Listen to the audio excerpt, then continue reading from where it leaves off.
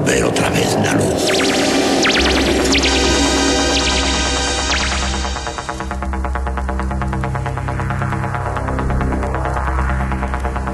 Estás entrando en el espacio en blanco. Una puerta a nuevas dimensiones de la existencia. Una nueva perspectiva sobre la realidad. Espacio en blanco.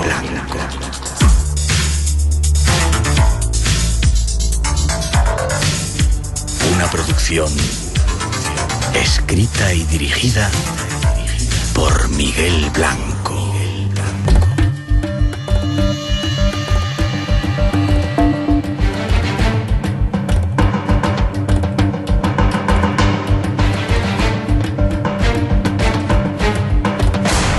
Hola, buenas madrugadas, ya llegamos. Es de nuevo el tiempo del misterio aquí en Radio Nacional. 2 horas nos esperan para navegar por esos mundos ocultos de los enigmas que aquí nos gustan, en este espacio en blanco que ya se abre entre ti hasta las 4, las 3 en las Islas Canarias.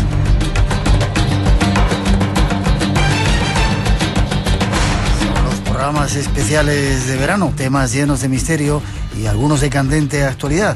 Y con los saludos en nombre de todo el equipo y la más cordial bienvenida, comenzamos sin perder ni un segundo.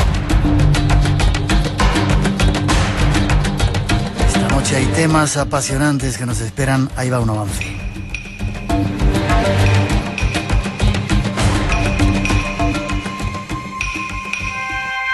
Para esta noche esperan temas sugestivos e inquietantes. Comenzaremos recuperando nuestras tradiciones, más concretamente, algunas de ellas de las Islas Canarias. Allí, durante siglos, antes de la llegada de los castellanos, existía un pueblo rico en leyendas, tradiciones y ritos.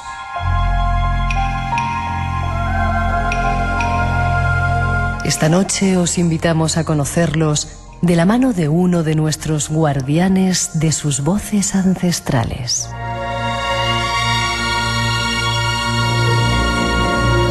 Seguiremos en Canarias y os llevaremos hasta una casa encantada. Estáis invitados a escuchar en exclusiva una sesión de una de las más importantes sensitivas de nuestro país. Será un tiempo apasionante.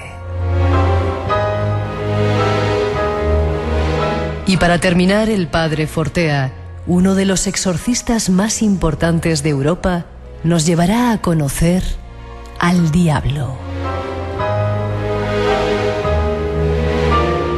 No te pierdas estas 2 intensas horas que ya comienzan.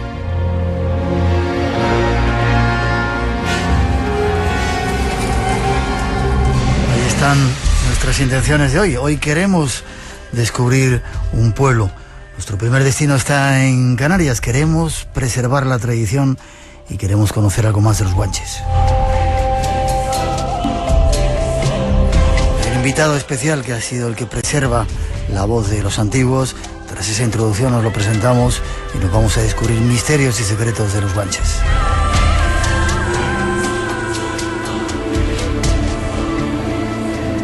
Nos vamos hasta las Islas Afortunadas para conocer algo más de sus antiguos pobladores, los guanches.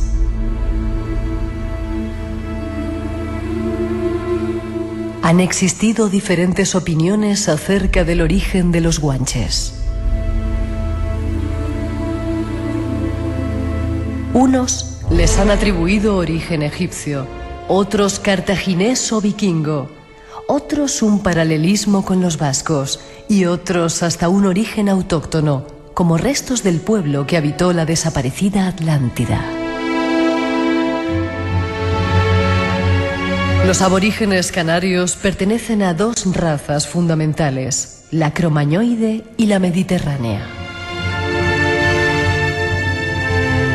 De raza blanca, aunque en algunas islas eran más morenos que en otras. Su fisionomía solía ser corpulenta, fuerte y eran bastante ágiles, algo obvio en una civilización paleolítica que vivía entre riscos y barrancos. Tenían una estatura media de 1,70 los hombres y 1,60 las mujeres, algo más alta que la envergadura europea de la época, y su esperanza de vida eran apenas 30 años. Sobre su carácter se ha dicho mucho, siempre adornando la leyenda de este pueblo. De ellos se ha escrito que eran ágiles, fuertes, nobles, valerosos, aguerridos y de inusual belleza. Estos son algunos datos de estos pueblos que habitaban en las Islas Canarias. Hay mucho más para descubrir sobre ellos. Nuestro invitado nos da más datos.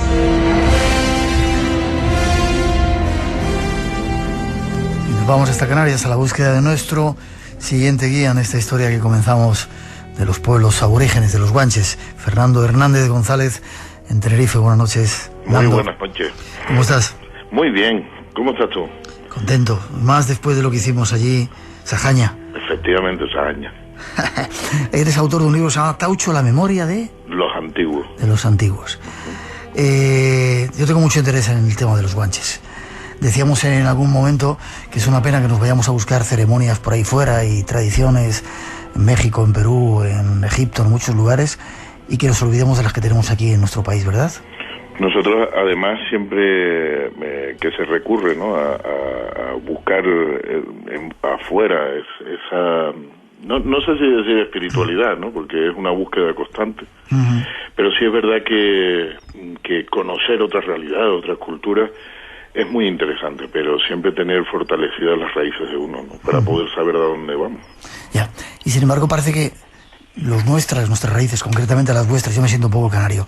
Las Canarias las conoce muy poca gente, ¿no? Cuando hablaban por allí, cuando estábamos en Gran Canaria y en Tenerife, de los guanches y de rituales y de palabras que tú me has enseñado, no tenían ni idea. El problema es que aquí sistemáticamente, Miguel, se ha, de alguna manera, no sé si decir, bueno, en frases del que fue director del Museo Arqueológico en Tenerife, González Antón, que ya está retirado, decía que la tradición oral en Canarias en general y en Tenerife en particular solo eran historias de viejos mentirosos, ¿no? Entonces, ¿historias de viejos mentirosos? Sí, entonces si las personas que son encargadas de desentrañar nuestro pasado, ¿no?, o investigar en ese ámbito, desechan ya de entrada la tradición oral, una fuente de conocimiento y de información que, como todo, puede estar contaminada por el tiempo, pero también es verdad que muchas veces los documentos, y se han visto en varias investigaciones, también estaban contaminadas, ¿no? Entonces hay que saber sacar esa paja, ¿verdad?, del grano, ¿no? Ya. Espera, ponemos un poquito de música y comenzamos. Quiero que me cuentes un poco la historia de tu abuelo y cómo te metiste en esto. Venga. Tú, Fernando, te has convertido un poco como un guardián de la tradición, ¿no? Hombre, esa palabra yo no sé si me queda muy grande, ¿no? Pero sí es verdad que... Tú eres grandote y sí, te entra bien esa palabra. Pero sí es verdad que he trabajado... desde los 7 años que descubrí, yo creo que la taucho me encontró a mí, ¿no? La taucho es la palabra que designa todos esos elementos, ¿verdad?, de la tradición oral de los huasit, que son los principales, es decir, ¿cómo se le llamaba a los guanches, ¿no? Uh-huh. Y este concepto, el de taucho, se crea después de la conquista de las islas, y se crea precisamente para ir atesorando todos esos elementos de la cultura material y espiritual y que no se perdieran. Y además se relataban o se contaban en lo que era el entorno familiar, ¿no? Se transmitía de forma oral en el entorno familiar. Y es curioso porque yo siempre lo digo, ¿no?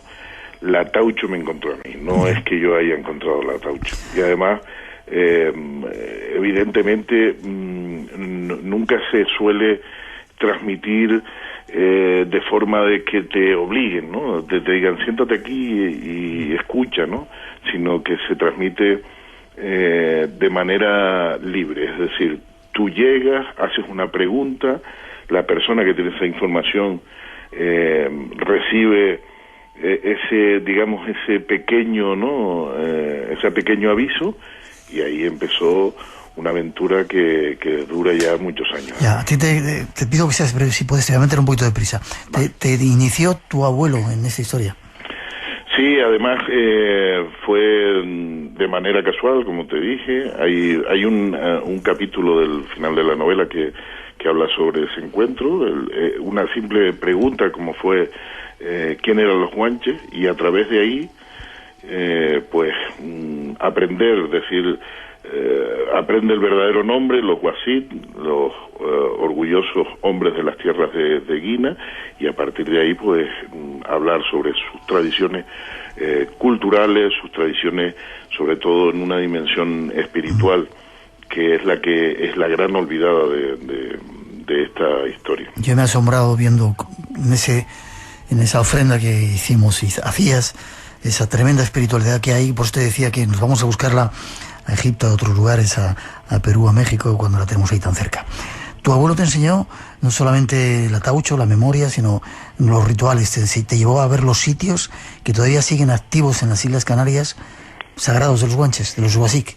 Sí, además, cuando empiezas en ese viaje, ¿no? de esta búsqueda espiritual, lo primero que se hace es visitar esos lugares donde se realizaban las ceremonias, ¿no?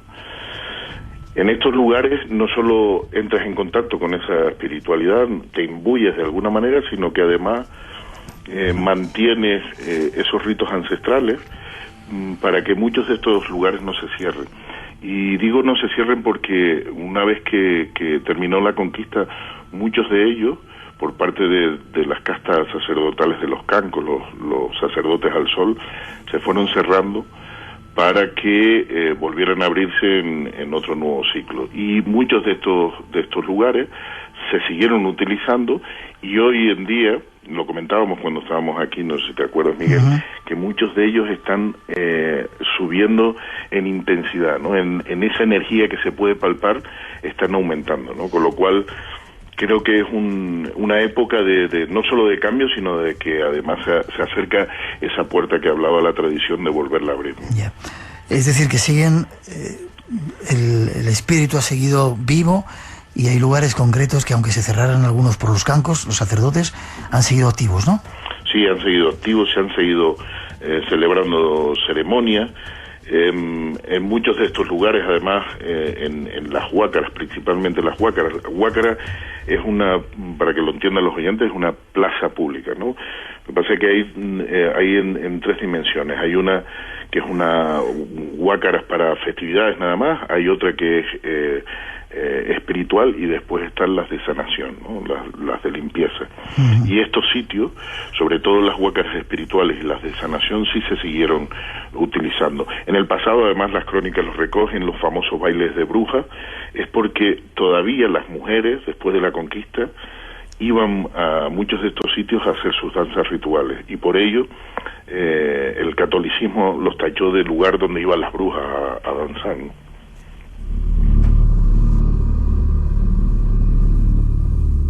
¿Significa esto, Nando, que hay personas como tú, que siguen acumulando y no perdiendo la tradición y realizando los rituales en las islas?